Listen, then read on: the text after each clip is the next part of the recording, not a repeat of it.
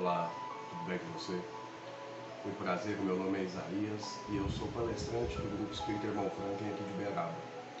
Hoje eu venho trazer aqui o tema de uma palestra, ou seja, de uma reflexão para que sirva para cada um de nós podermos refletir um pouco mais sobre esse assunto, vermos quais os pontos nós possamos contribuir para certas modificações, começando primeiramente por cada um de nós, pelo nosso interior, buscando sempre uma evolução do espírito, né?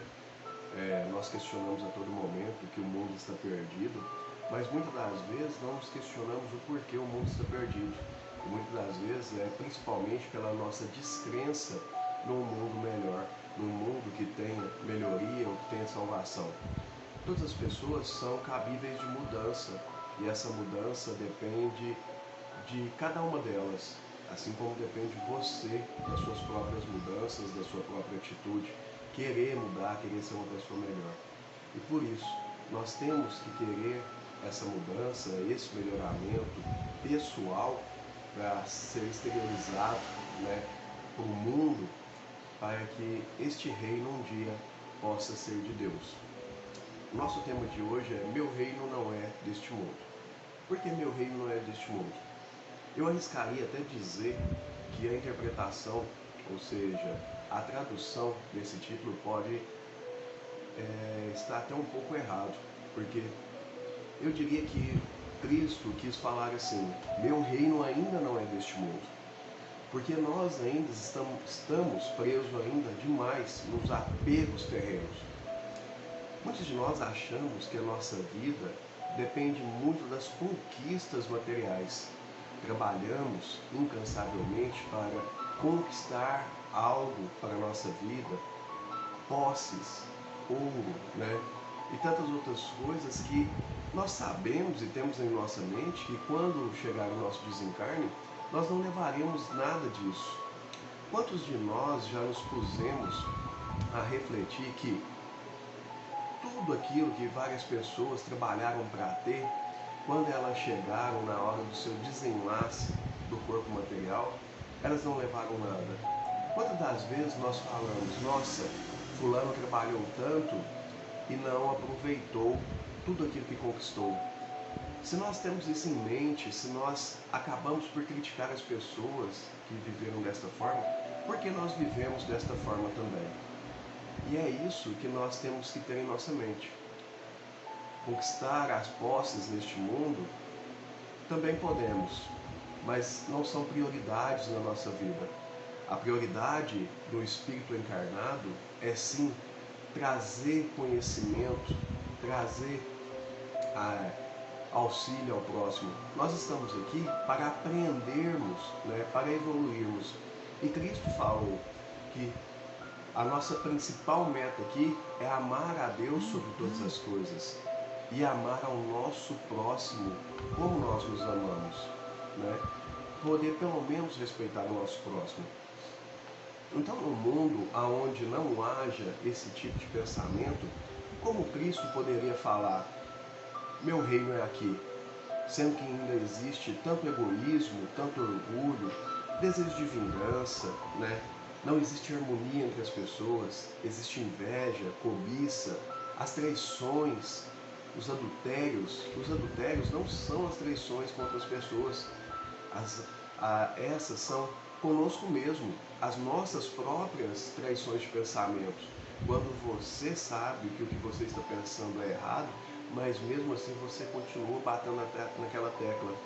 Isso retarda a sua evolução, atrapalha o seu engrandecimento espiritual. Por isso que é bom que a gente tenha, né, como meta o nosso aprimoramento espiritual. A vida não termina com o desencarne do corpo carnal, mas sim a vida é eterna, porque nós sabemos que nós somos espíritos, tudo é fluídico, e é para isso que estamos aqui ainda presos nesse corpo de carne, para que nós aprendamos que existe uma vida muito mais promissora do que esta aqui no plano Terra, aonde nós visualizamos muito o apego aos bens terrenos. Devemos sim procurar de forma digna e moral, ter as nossas coisas, mas devemos primeiramente acreditar, né, e nunca negar isso, que existe uma vida futura depois do desenlace do espírito do corpo carnal. E é esta vida, é este reino que Cristo promete para nós. Porque lá, por enquanto, é o reino dele atual. O plano terra poderá vir a ser o reino dele também. Mas quando a humanidade se regenerar, no momento passamos por um estágio de provas e expiações. E essas provas e expiações irão trazer-nos a reflexão do que estamos fazendo de certo, do que estamos fazendo de errado, o que podemos melhorar, o quanto Deus é justo para cada um de nós, o quanto Ele traz para nós apenas bênção.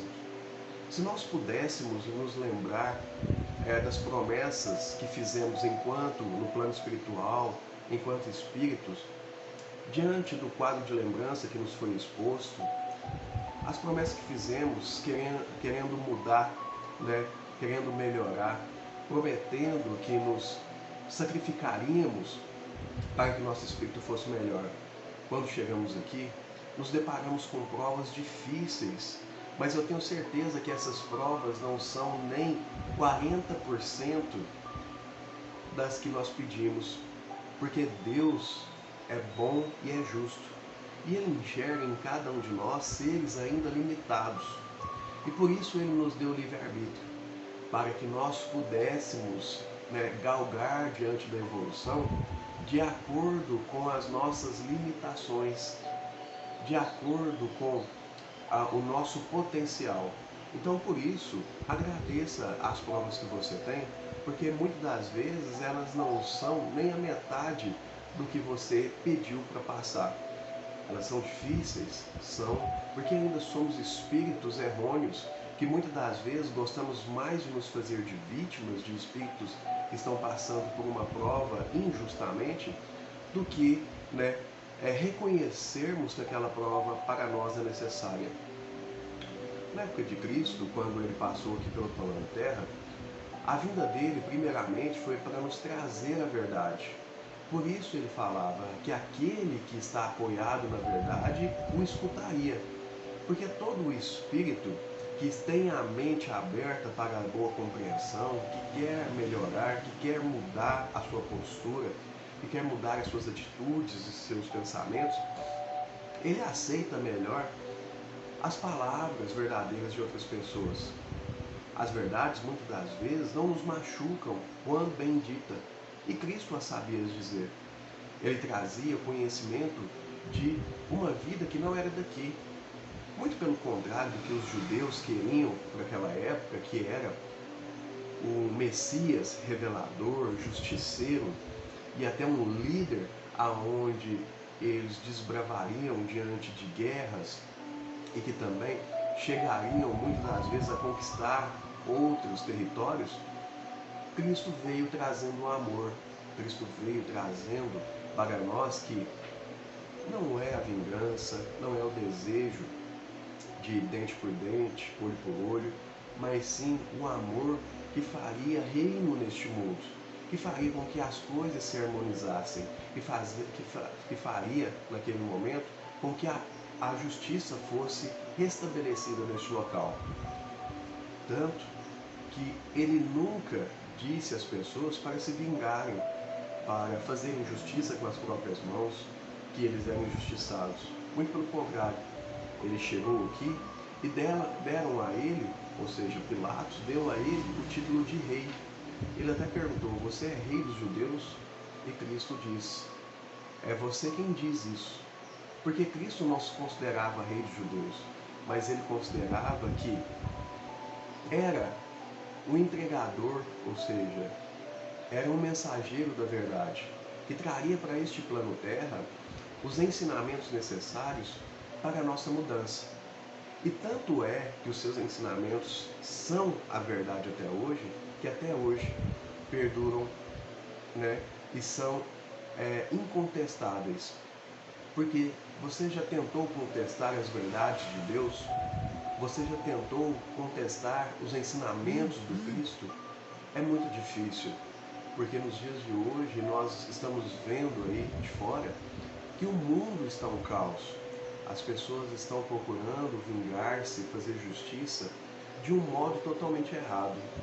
Se cada um passasse a ter dentro do seu coração a compaixão, o amor, a caridade, a humildade, a piedade, nós teríamos um mundo muito melhor.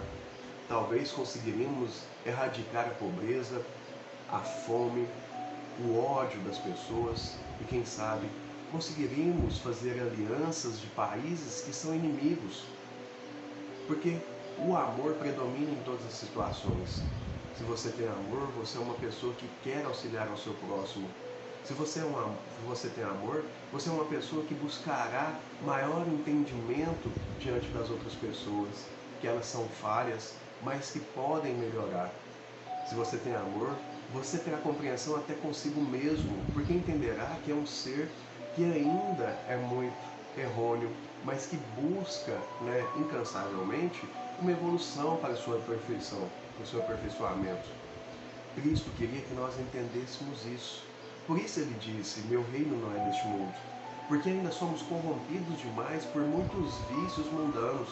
Somos apegados demais aos bens materiais. E esquecemos que estamos aqui apenas para aprendermos como é a vida verdadeira, ou seja, a vida do Espírito. No plano espiritual é tudo mais fluídico. Nas cartas psicografadas que nós temos no nosso grupo espírita, muitas das vezes as pessoas, principalmente se foram assassinados, eles dizem para os familiares rezarem por eles, para os familiares orarem e perdoarem os seus assassinos. Por quê? Porque toda vez que o espírito que sofreu essa brutalidade, ele se lembra, do seu malfeitor, com desejo de vingança, no espírito se abrem feridas, as feridas que foram causadas, pela brutalidade do momento, do ato que causou o desencarne. Então, todas as vezes que acontece isso, é a justiça de Deus mostrando àquele espírito que a vingança só machuca as duas partes. Aquela pessoa que está se vingando se machuca e aquela pessoa que sofrerá a vingança também estará machucada. E quantas outras pessoas, que rodeiam essas dois outros principais autores estarão sobre a dor também. São pais, são mães, esposos, esposas, filhos, amigos. Quantos sofrerão com isso? Então, eles dizem na carta que toda vez que volta e meia tem o desejo de vingança, as feridas se abrem. E que a espiritualidade os aconselha sempre a perdoar, a reconhecer que ele também não é um espírito perfeito e que não sofreu injustiça, que estava tudo escrito nos desígnios de Deus. É claro que os assassinos têm o livre-arbítrio para poder fazer e não fazer. Muitas das vezes, a fraqueza da carne e do espírito acaba seguindo por caminhos que o irá prejudicar e cometem um ato. Outros, diante dos bons conselhos da espiritualidade, acabam não praticando aqueles atos. Então, no mundo onde nós estamos ainda corrompidos por vários desses vícios, como pode ser o reino de Deus? Será que Cristo conseguiria, viver neste reino onde há desarmonia, onde não nos respeitamos, onde não nos amamos? Será que Ele poderia estar entre nós diante da pureza que Ele é, diante do verdadeiro amor que Ele tem por cada um de nós, vendo os seus irmãos, se degladiarem uns com os outros, não corresponderem à fraternidade? Então, Cristo quis dizer que o seu reino ainda não é deste mundo. Não é que não será deste mundo, mas ainda não é. Porque, se Deus quiser, chegaremos a um ponto de evolução aonde a fraternidade reinará neste plano Terra, aonde estaremos regenerados, aonde nós nos compadeceremos, do sofrimento do outro. E quem sabe um dia neste mundo de Deus não haverá mais sofrimentos, não haverá mais fome, não haverá desarmonia. não haverá mais desigualdade, não nos sentiremos injustiçados e vitimados por tudo aquilo que pedimos para passar. Reconheceremos o nosso próximo, Deus também, porque Deus está dentro do coração de cada um de nós. Então é isso que devemos reconhecer nas outras pessoas. Devemos reconhecer Deus neles. Porque se devemos amar a Deus sobre todas as coisas, e se você olha o seu semelhante e reconhece nele Deus, você aprenderá a respeitá-lo. Na antiguidade se acreditava muito, os judeus principalmente, em um Deus vingativo, aonde que se você não apedrejasse um pecador, um adúltero, aonde você não devolvesse o ato de injustiça, ou seja, a vingança, você seria condenado. Se você não sacrificasse a si mesmo através dos flagelos ou os animais, Deus iria te punir com a seca, com o sol forte ou com uma chuva que devastaria a sua plantação ou o lugar onde você morava. E com o tempo nós começamos a temer a Deus. E Cristo também vem nos trazer que Deus não é isso, Deus não é punitivo.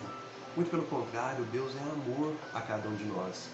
Assim como um pai e uma mãe não querem punir os filhos pelas malcriações, pelos erros que eles cometem, Deus também não quer punir a nós, as suas criaturas, com os nossos erros. Muito pelo contrário, tudo aquilo que Ele faz para cada um de nós é justamente para que a gente aprenda, para que a gente se fortaleça, para que a gente amadureça diante de todas as dificuldades. Vocês já pensaram que da época em que nascemos até o estágio de hoje, o quanto nós nos fortalecemos, o quanto nós nos equilibramos diante de tudo aquilo que passamos? É claro que quando estamos numa dificuldade, parece que estamos no olho do furacão. Você não encontra saídas, você não encontra soluções e parece que o medo muitas das vezes nos domina. Mas quando aquela tempestade passa e você sai do olho do furacão e que você vê o sol, é muito bom, porque você passa a entender que Deus é a maior força e que Cristo quis apenas nos alertar para que fôssemos mais confiantes nas bondades, nas providências e na bondade de Deus para com cada um de nós, que fôssemos mais resignados, que fôssemos mais obedientes, que nos focássemos mais nas leis divinas para que pudéssemos estar mais evoluídos, com mais compreensão e mais fortalecidos. Orar e vigiar é uma coisa que nós infelizmente, nós não levamos muito ao pé da letra. Mas se fizéssemos isso, estaremos mais protegidos de todas as dificuldades. Porque quando você ora e você vigia, é sinal que você confia nas palavras de Cristo.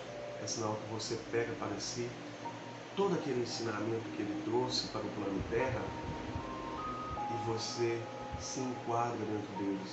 Você passa a explorar melhor todos os ensinamentos que o Cristo nos trouxe. O ensinamento que Cristo nos trouxe é a verdade mais pura e é aquela que vai trazer-nos mais conforto. Quanto sofreríamos menos se acreditássemos numa vida futura e melhor diante da perda de parentes amados. Compreenderíamos que a fraqueza de nossas vistas, a ilusão que causa os nossos olhos, impedem de ver aqueles que já se foram, mas que eles estão bem, que estão protegidos pela espiritualidade e que no plano espiritual é muito difícil que alguém esteja em grande revolta. Estão mais assistenciados e rodeados de amor, de carinho, de compreensão do que nós aqui.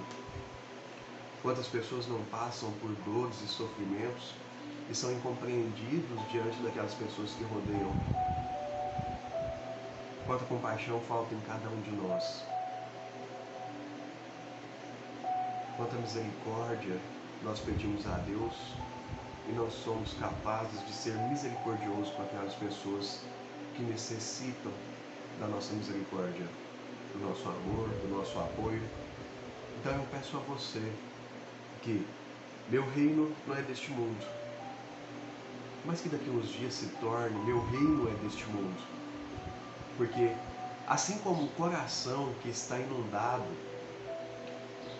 de atitudes corrompidas, de vícios obscuros, de névoa fétida, como diz o pai José, aquele coração que está com isso não tem Deus lá, não tem Cristo lá, não tem as verdades lá, não tem os bons sentimentos. Essa pessoa nem sequer pode se ajoelhar para fazer uma oração, porque não conseguirá proferir a prece do Pai Nosso até o seu fim. Então eu peço a você que, assim como existem pessoas com esse coração, você não se assemelhe a elas. Que nós possamos livrar este mundo de todo o vício mundano. Que possamos rezar diariamente, pedindo não para nós, mas pedindo pela humanidade. Para que possamos um dia nos orgulhar do nosso feito. Nós somos os apóstolos de Cristo.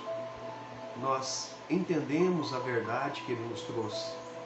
E por isso, aquele que muito foi dado, muito será cobrado.